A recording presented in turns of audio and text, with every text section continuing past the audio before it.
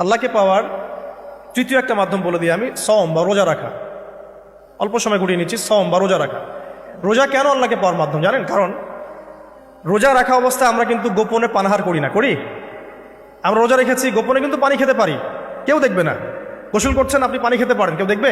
দেখবে না। লুকিয়ে লুকিয়ে আপনি কিন্তু খাবার খেতে পারেন, কেউ দেখবে না, বাসায় কেউ নাই দেখা, কিন্তু আপনি খান না। আপনি সবর করেন, সহ্য করেন, একদম সূর্যাস্তের সময় গিয়ে আপনি ইফতার করেন। এই যে কাজটা আপনি কেন করেন? কারণ আপনি ফিল করেন যে আল্লাহ আপনাকে দেখছেন। কেউ আপনাকে দেখুক না দেখুক, আল্লাহ আপনাকে দেখছেন। এটাই হচ্ছে ইহসান, এটাই হচ্ছে আল্লাহ পাকের মারিফতকে উপলব্ধি করা। আল্লাহ রাসূল সাল্লাল্লাহু আলাইহি ওয়াসাল্লাম বলেছেন, ইহসান হচ্ছে আন তা'বুদাল্লাহা কাআন্নাকা তারা, তুমি এমনভাবে আল্লাহর ইবাদত করবে যেন তুমি আল্লাহকে দেখছো। ওয়া ইল্লাম তাকুন তারাহু ফাইন্নাহু ইয়ারাক, তুমি আল্লাহকে দেখতে না পারলেও বিশ্বাস করবে আল্লাহ তোমাকে দেখছেন। তো এটা রোজা রাখলে উপলব্ধি হয় না যে আল্লাহ আমাকে দেখছেন? এটা হচ্ছে আল্লাহকে পাওয়ার মাধ্যম। এই জন্য রমাজানের রোজা অবশ্যই রাখবো ইনশাআল্লাহ। পাশাপাশি এই যে সোমবার, বৃহস্পতিবার, এই যে মাসের 3 দিন আইয়ামে বীজের সওম আছে, 13, 14, 15, আরাফার সওম, আশুরার সওম বা নফল সওম, এগুলো রাখার অভ্যাস করলে আল্লাহকে পাওয়া যাবে ইনশাআল্লাহ। আল্লাহ পাক আমাদেরকে বেশি বেশি সওম রাখার তৌফিক দান করুন।